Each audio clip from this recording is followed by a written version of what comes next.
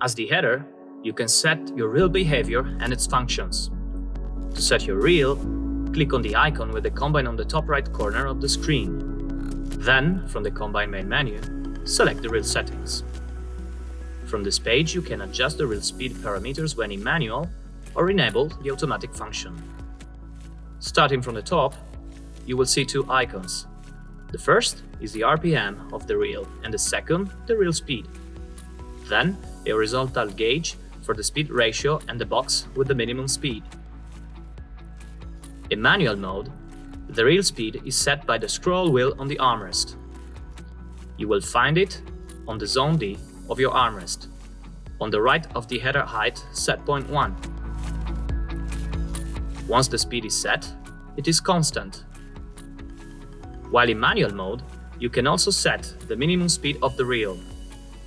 Click on the bottom part of the view, adjust the level according to your needs. The speed ratio in manual mode is not adjustable. To engage instead the automatic function, click on the automatic icon on the top right corner of the screen. Now the speed will increase or decrease according to the ground speed progression.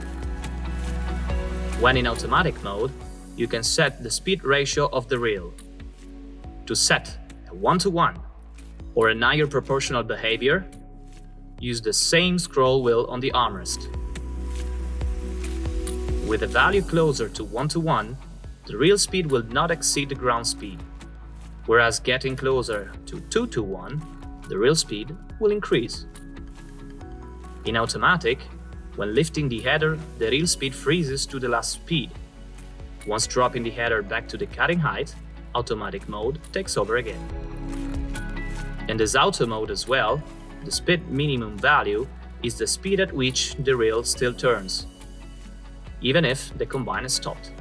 Our suggestion is to set it at 2 km/h.